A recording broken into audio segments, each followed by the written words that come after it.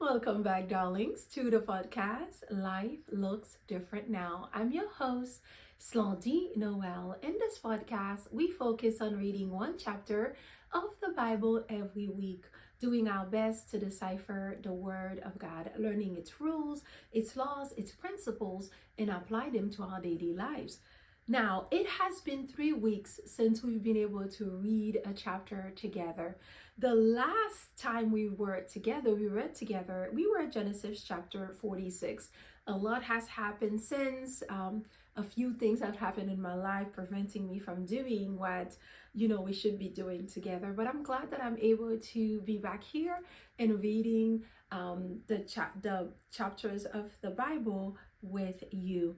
Now, the last time we read from Genesis chapter 46, and we learned that Joseph was able to relocate his whole family from the land of Canaan to Egypt because the famine had gotten so severe that everyone didn't have anything to eat. However, because God had used Joseph and had helped Joseph to prepare for this famine while he was living in Egypt, and even awarded him with a position being the second in command in Egypt. Now, Joseph was able to relocate his family from the land of Canaan to Egypt, where he can take care of them. And this week, we are going to read Genesis chapter 47. Let's see how things have transpired for the family of Joseph since they've moved from Canaan to Egypt. Stay tuned.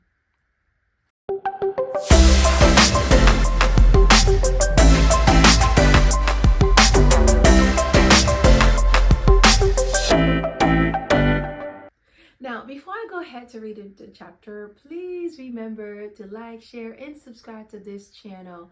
As you and I are learning the Word of God, others want to do the same. And the best way to do that is by sharing the channel with them or by clicking like, and that helps the channel to grow. Thank you in advance for your support. Now, let's get on to reading Genesis chapter 47. Jacob's family settles in Goshen. So Joseph went in and told Pharaoh, "My father and brothers with their flocks and herds and all they possess have come from the land of Canaan. They are now in the land of Goshen." And from among his brothers he took 5 men and presented them to Pharaoh. Pharaoh said to his brothers, "What is your occupation?" And they said to Pharaoh, "Your servants are shepherds, as our fathers were." They said to Pharaoh, "We have come to sojourn in the land, for there is no pasture for your servants' flocks, for the famine is severe in the land of Canaan. And now, please let your servants dwell in the land of Goshen." Then Pharaoh said to Joseph, "Your father and your brothers have come to you. The land of Egypt is before you. Settle your father and your brothers in the best of the land. Let them settle in the land of Goshen, and if you know any able men among them, put them in charge of my livestock." Then Joseph brought in Jacob his father and stood him before Pharaoh. And Jacob blessed Pharaoh. And Pharaoh said to Jacob, "How many are the days of the years of your life?" And Jacob said to Pharaoh, "The days of the years of my sojourning are 130 years. Few and evil have been the days of my years of my life, and they have not attained to the days of the years of the lives of my fathers in the days of their sojourning." And Jacob blessed Pharaoh and went out from the presence of Pharaoh. Then Joseph settled his father and his brothers and gave them the best of the land in the land of Egypt, and the best of the land in the land of the Ramesses, as Pharaoh had commanded. And Joseph provided his father, his brothers, and all his father's household with food according to the number of their dependents. Now there was no food in the land, for the famine was very severe, so that the land of Egypt and in the land of Canaan languished by reason of the famine. And Joseph gathered all of the money that was found in the land of Egypt and in the land of Canaan in exchange for the grain that they bought. And Joseph brought the money into Pharaoh's house. And when the money was all spent in the land of Egypt and in the land of Canaan, all the Egyptians came to Joseph and said, "Give us food. Why should we die before your eyes? For our money is gone." And Joseph answered, "Give your livestock, and I will give you food in exchange for your livestock, if your money is gone." So they brought their livestock to Joseph, and Joseph gave them food in exchange for their horses, the flocks, the herds, and the donkeys. He supplied them with food in exchange for all their livestock that year. And when that year was ended, they came to him the following year and said to him, "We will not hide from my lord that our money is all spent. The herds of livestock are my lord's. There's nothing left in the sight of my lord but our bodies and our land. Why should we die before your eyes, both we and our land? Buy us and our land for food, and we with our land will be servants to Pharaoh, and give us seed that we may live and not die, and that the land may not be desolate." So Joseph bought all the land of Egypt for Pharaoh, for all the Egyptians sold their fields because the famine was severe on them. The land became Pharaoh's. As for the people, he made servants of them from one end of Egypt to the other. Only the land of the priests he did not buy, for the priests had a fixed allowance from Pharaoh and lived on the allowance that the Pharaoh gave them. Therefore, they did not sell their land. Then Joseph said to the people, "Behold, I have this day brought you and your land for Pharaoh. Now, here is seed for you, and you shall sow the land. In the harvest you shall give a fifth to Pharaoh, and 4/5 shall be your own, as seed for the field, and as food for yourselves and your households, and as food for your little ones." And they said, "You have saved our lives. May it please my Lord, we will be servant to Pharaoh." So Joseph made it a statute concerning the land of Egypt, and it stands to this day, that Pharaoh should have the fifth. The land of the priests alone did not become Pharaoh's. Thus Israel settled in the land of Egypt and in the land of Goshen, and they gained possession in it, and were fruitful and multiplied greatly. And Jacob lived in the land of Egypt 17 years. So the days of Jacob, the years of his life, were 147 years. And when the time drew near that Israel must die, he called his son Joseph and said to him, "If now I have found favor in your sight, put your hand under my thigh and promise to deal kindly and truly with me. Do not bury me in Egypt, but let me die with my fathers. Carry me out of Egypt and bury me in their burying place." He answered, "I will do as you have said." And he said, "Swear to me." And he swore to him. Then Israel bowed himself upon the head of. Wow. Now listen, I know it has been a while since we've read a chapter together, and hopefully you have had the time to read Genesis chapter 46, and hopefully you have had time to go back and listen to the last recording and see how this whole story of, Joseph and his family is, in Egypt is being unfolded. Now, in Genesis chapter 47, we see that the chapter began with Joseph appearing in front of Pharaoh. Now, we have to remember that Joseph is now the second in command in Egypt. He's the one who's in charge. The only person who is the head, who is, his boss, per se, was Pharaoh. And we see that Joseph has great power in that land. Now, Joseph has, an audience with Pharaoh, appearing in front of Pharaoh, a formal audience, to present his family that he has relocated from the land of Canaan, where the famine was so severe that, that his family had to travel back and forth to Egypt to buy grain, where he now relocate them to Egypt in the land of Goshen.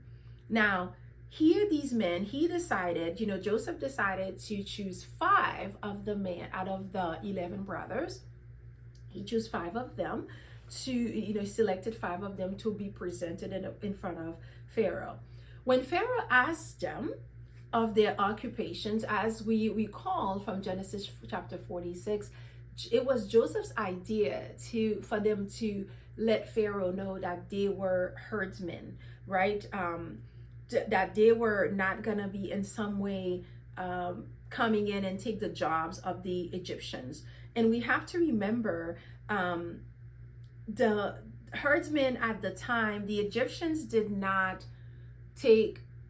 they were not kind to shepherds, to herdsmen, because they felt like these were untouchable people. These were dirty positions. And now we see that these men, when they have this audience with Pharaoh, they are saying, we are only shepherds, just like our father and our father before us, in some way letting Pharaoh know, we are no threat to your people. We're not coming here to take anybody's job. We're not coming here to disrupt anyone, to disturb anyone. We are only coming here because there's a famine and we're looking for better lives.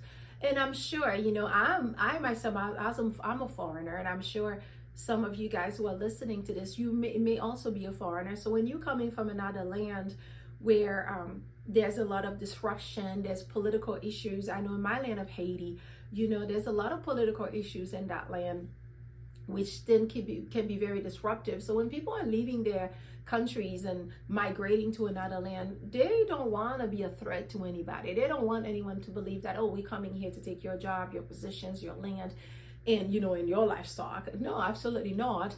People are just looking for better lives. And that's what we see that, with Joseph's brothers, and Joseph really preparing them and letting them know, just say that you shepherds and you are not going to be any threat. And it's also a great way for them to be outside of Egypt. So they can be part of Egypt, but they don't have to be part of that culture, because Goshen was a little bit outside of that main city, which was very important, because we have to remember, Jacob, who is the head of this family, the patriarch of this family. He's Israel. His people are supposed to be separate from the rest of the nations. These group of people are not supposed to be marrying and mingling and having children with outsiders per se. But in any case, we can see here that the men are saying, okay, we're just shepherds, and we just want the land. We want to be giving the opportunity to stay, to live in the land of Goshen. But what's interesting about all this is we can see that Pharaoh did not specifically address the brothers. Even though he asked them a question, they responded to the question. He then proceeded to talk to Joseph, and then said, and he basically looked at Joseph and said, directed all of his answers to Joseph, and instead of the brothers. He granted Joseph authority to grant the brothers' requests, which demonstrated that that family is not under Pharaoh's care, but under Joseph's care. So Joseph is the host. Joseph is going to be the one who's making sure that his family is properly taken care of, that the land that they need, the food that they need, all their livestock, everything is under his care and not Pharaoh, right? Which is very important. And then we see that after, they've been granted this opportunity to move to the land of Goshen, that Joseph then presented his father Jacob to the Pharaoh. And Pharaoh asked Jacob how old he was. And we can see that Jacob was a bit of a pessimist by the way he responded to this answer. As much as we want to believe that, Abraham, Isaac, and Jacob were perfect men, we can see from reading, throughout the whole Genesis, that these men were not perfect men. They were just human beings, just like you and I. They were also, oftentimes they had their own pessimistic views. Oftentimes they also, they had some doubts, and they had some insecurities. They had some fear.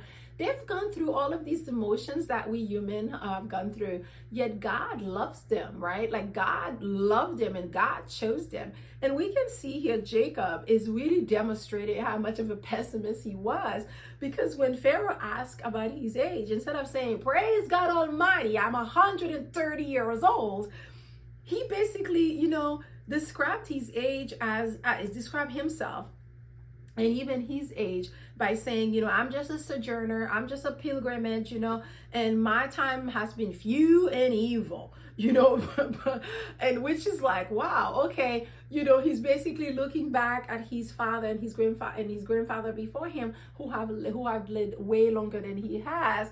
And he's already thinking that 30 years is not enough, it's too few. And he's thinking of all the issues that he's had in his life. He's thinking of the sufferings, that he has endured in his life, instead of looking at the fact that no matter what had happened in his life, God has still provided. God has still cared for him and his whole family. God has still sheltered them. God has still making sure that all their needs are met, just like God is doing as we speak, right? But instead, he's choosing to describe his years as few and evil. Listen, I think most of us would wish that we can live 130 years, but he's this man living 130 years, and he's like, my life is few and evil. You know what I mean? Like, listen, all of us are going to be going through a lot of stuff in this life, okay? There's tribulations for us all. That's part of life. But at the end of the day, we always have to remember God is our provider and our caretaker and our shelter. And just like, we can see that God has done for Joseph and his whole family. But interestingly enough, Jacob and his whole family. But interestingly enough, Jacob proceeded to giving a blessing to Pharaoh, which is really good. No matter what, Jacob still understood that he was a child of God and he was chosen, because as we can see, he's now Israel, and his whole descendants are going to be the Israelites, and they're gonna, God had promised them land. God has promised that they're going to be prosperous and that their children will be multiplying and they'll be growing. And we can see God is already working through this whole family in that sense. Well, then we see that Joseph settled his whole family in the land of Goshen, and he began to provide an allotment of food for them, for each person in the group and their individual families. Now, meanwhile, the famine continued to ravage the land of Egypt as well as Canaan. Things have gotten worse. The people in the land of Egypt have become desperate. They didn't have any other way to provide for themselves, right? They didn't have any more money, because remember, this famine has been going on for years now, and they were not properly prepared. We always have to remember, when Joseph came into power, Pharaoh had a dream, and he dreamt that there were, the fat cows that were swallowed by the skinny ones, the ugly ones. And then, we see that Joseph interpreted Pharaoh's dream. And then God used the Pharaoh to put Joseph in charge of, amassing all this food, all this grain to store it. The people were working for Joseph at the time. They understood that all this grain was being saved because there's an upcoming shortage, okay? Nevertheless, they did not save grain for this period. That's a cautionary tale for all of us, okay? So we see that these individuals did not pay attention. They did not, and even us as we're living today, look around you. There's so much going on politically. There's so much going on in society. Now, the question is, are we preparing ourselves? Are we making sure that we are saving? I understand that a lot of Christians have this mentality that we're supposed to be poor, we're supposed to be in misery, that somehow, being poor and miserable and broke it's honorable. It is not, okay? It's just not. There's nothing about it that is honorable. If you've been given the opportunity to prepare for the future, all of us should be doing that. You and I should be doing that. We should not take that for granted. Now, we can see the Egyptians did not prepare themselves. So the famine is ravaging the land. All their monies they've had, it has been spent. Now, the only thing they have left is their livestock. So here they are, they go straight to, Joseph and said, Joseph, we are dying here. The only thing we have are our livestock. We don't have any more food. We don't have any more money, but we need food. We need to eat or we are going to die. We're going to perish. And Joseph then said to them, he made an offer to provide food for them for the next year in exchange for their livestock, in exchange for their horses, their cattle, their pigs, everything they have, because they had no other option. They were going to die. So what did they do? They then basically mortgaged their livestock. So now Pharaoh is now the owner of all of their livestock, meaning, yes, the livestock was in their possession. They are taking care of these livestock every day, but we all know who they belong to. That means Pharaoh has the livestock. They're taking care of it in exchange for food. And they're okay with the agreement. They go on living their lives, right? They're okay with mortgaging their animals and everything we have. When you're in desperate situations, it is what it is. You just got to do what you got to do. You have a family to take care of. You have yourself to take care of. You're going to do what you got to do. But interestingly enough, a year has passed. There comes another year. The second year is coming up. And now they don't have anything else. So now they're going back to Joseph and they're saying, listen, we are starving here. We don't have anything else to give but our lands and our persons. Okay, that's all they had left. Their bodies and their lands. And they're like, why should we die here? Why should we perish here while the land can go in desolation? Allow us to sell our personhood and our land. Allow us to sell our bodies into servitude to you for food.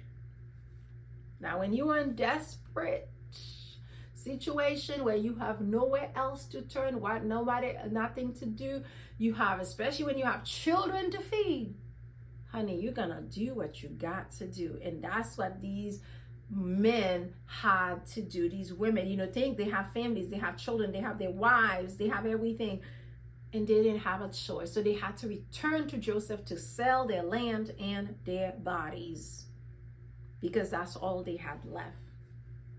And there we see that Joseph agreed to have them come into servitude to the Pharaoh, and also take all of their land.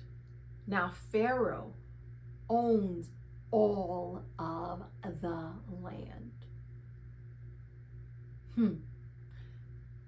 Imagine living in a country where all the lands are being possessed by the government.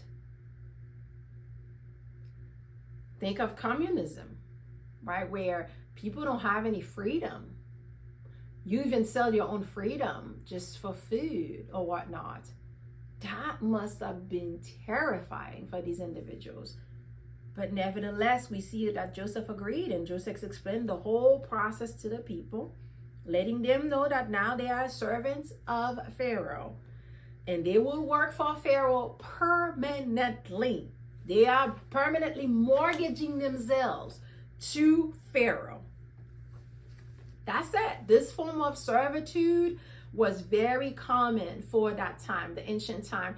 And up until, even the new land, when the America was being founded, it was still very common for people to sell themselves into servitude. Now, we are not talking about slavery. We're not talking about the enslaved people like some of my enslaved ancestors who were put in shackles and brought to this land. No, no, no.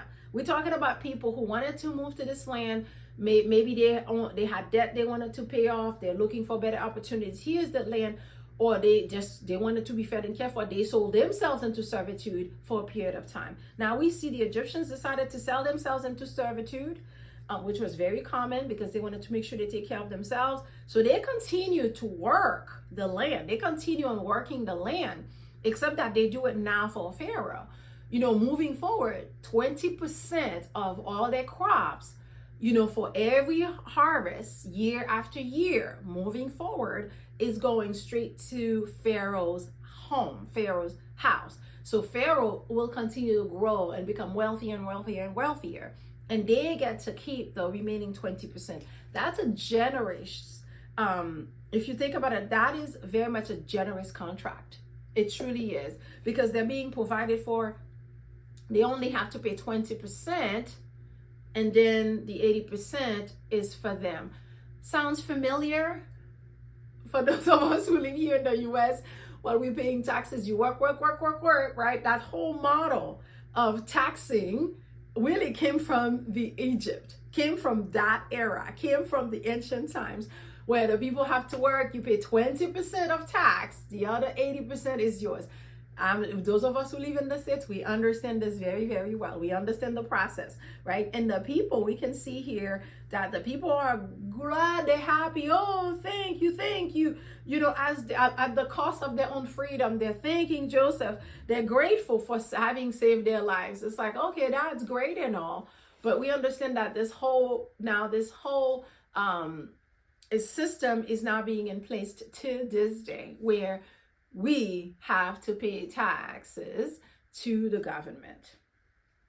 And we can see here, unlike the average Egyptian family who couldn't continue on having children, popping out children because they were going through a famine, they couldn't even take care of themselves. Now they were servants of the Pharaoh. They were not running out there having tons of children. However, Jacob's family, Joseph's family, continue to grow and prosper. God continued on blessing them, even though Jacob was being a pessimist, a Debbie Downer, crying how he hasn't lived that long, 130 years, and he didn't think that was long. But and we can see here that his whole family is being provided for. Now he's under the care of his beloved son Joseph, where God is using Joseph to make sure that Jacob's family can continue to live prosperously. They continue to grow. They're able to keep their livestock. They're able to keep their cash. They're able to even have the land of Goshen now. They were the only group of people who were able to prosper while everybody else was suffering. And they continue on having more children. They continue on multiplying in the land that they have migrated to. Sounds familiar? So this, despite, Jacob's pessimistic, attitude, how he lived another 17 years. So now, mind you, he had moved to Egypt when he was 130. And now we're seeing that 17 years later, he is still living under the care and protection of his beloved son, Joseph. But we can see as time passed, Jacob is preparing himself for his own death. He's ready. He's like, okay, I've lived long enough. I'm ready to go. So then he decided to call his son Joseph. And he said to his son Joseph to swear to him that his body will be taken back to Canaan, where his grandfather Abraham and his father Isaac had been buried. He wants to have his bones, his body be buried there. implying that, listen, that promise here, he's making sure that it's not only Joseph who has to obey it, but all of his descendants, all of Jacob's descendants, is now part of this contract where he's like, listen, make sure that I am buried with my father and my father's father. Like, I need to be buried with my descendants. And we see that Joseph agreed, and Joseph says yes. And eventually we're going to continue on reading, and we're going to see, we're going to find out what happens. But we know that Joseph will definitely make sure that is the case, that his father Jacob's body moved back to Canaan, where he needs to be buried, where he wants to be buried with his ancestors. So this chapter is very interesting. If you're reading the chapter very carefully, and I'm sure I'm going to be going back and read it again this week, you really can understand, how is it that no matter what was happening, God still provided for his people? No matter what was going on in the land, God still took care of his people. And we can see here that, the taxing system, the taxing code that came from Egypt at the time, we can see, interestingly enough, that, yes, God may be providing for you. There are times where we can still be pessimists about it, just like God is using Joseph to provide for Jacob's family and making sure that everything they need is taken care of. But we can still see that there's still pessimism. And another note, from this chapter that I thought was interesting was how the church, right? Even the whole system, how we don't tax the church today, that also came from that Egyptian system from that era. Because we see that even though Joseph was able to buy all the land and he brought the people into servitude, that did not apply to the priesthood. So the priests were spared. They were separate. They're a separate group of people. Their land still remained their land. And Pharaoh still makes sure that they were taken care of. They got grain and they get taken care of. So the same applies even here today for the church, because as you're aware, the church doesn't get taxed. Although I have my own opinion on that, I believe the church should be taxed, because all of those churches here in America, I mean, they're receiving a good amount of money from tithes and offerings and so forth. Technically, they should also pay their share. That's just my perspective. I'm not going to go down that rabbit hole and talk about politics. But even as a Christian, as I pay tithes, right, in my church, I believe that, the church should also pay tithes. That's just my perspective on it. But in any case, we can see here there's an exemption there. And the reason why even now today the church does not pay tithes, because it's coming from that system. It's coming from that ancient time where even the Pharaoh did not go into the priesthood, and Joseph did not even touch the priesthood. They did not. They just make sure that these people were taken care of. In priesthood meaning, I guess suppose today will be like pastors and the Pope, and those are religious leaders. They don't have to be worried. They didn't have to worry about the taxing or selling themselves into servitude, as we can see. So this is a very, there's a lot to learn here. There's a lot to meditate on, to grasp. So I hope that as you're reading this over this week, that you can take the time to reflect and realize, no matter what is going on in our lives, God is always the great provider. God will always take care of us. And if we are choosing to use our wisdom, just like God used Joseph, God can use you and I to prepare for what may be happening in the future. The question is, are we willing to listen? Are we willing to pay attention? Are we willing to preparing ourselves so we don't end up finding ourselves in a situation where we have to sell our bodies to feed ourselves, right? Because we know there's a lot going on all over the world politically. There's a lot going on. We have war in certain countries, and we have political turmoil and others. There's a lot going on.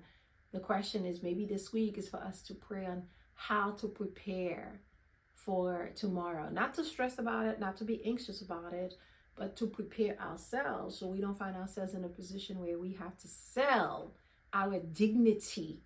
Because today we may not be required to sell our bodies, but to sell our dignity even. You know what I mean? Like just for grain, just to be fed. It's pretty crazy. On a side note, I saw a movie couple of days ago. It's on Netflix. I believe it's called Paradise. And it's interesting because in that movie we see that some people, because there's a lot of chaos going on around the world, just like we're seeing today, except that it has become worse. There's war and people are living in deep poverty, and they're trying to figure out a way to get out of that poverty without giving the movie away, the purpose of the movie. But anyway, I don't want to give the whole plot away, but we see that a lot of people end up having to sell their years to get out of poverty, which was interesting. But anyway, maybe it's a movie that you guys can decide to check out. Check it out on Netflix. It's Paradise, and it gives you, an inkling. Like, for me, I ponder on that. Like, are we heading to a position where we no longer will be owning anything? We can see property now is so expensive. The average person cannot even buy a home. So it's like, if you own a home, hang on to it, right? Like, I'm blessed in many ways to be a homeowner, but I know quite a few people of my age group who are trying to buy homes and they can't because things have gotten so expensive. Interest rate is so high, inflation is high, yet your income is not even keeping up the pace of inflation. So there's a lot going on around the world. So when I watched that movie, I reflected on that and thought, wow, this is very interesting. Is this where we're heading to, where people now, all the homes, everything will be owned by big corporations and the states and so forth? But in any case, and really, it's for us to pray and figure out how to prepare ourselves for whatever may be coming in the future. So, and on that note, I want to say thank you for tuning in. I know it's been a little while since I've posted, video, but nevertheless, thank you for sticking with me and continue on this journey with me and reading with me. I hope that you've learned something new as well from Genesis chapter 47. Leave me a note, leave me a comment, like the video, and help this channel to continue to grow. Thank you so much for sticking by me. Thank you. I'm thinking of you. I'm praying for you this week. And I pray that God will touch your heart and open your mind to help you prepare for your own life and your families as well. Thank you for your time, darling. Until next time, bisous.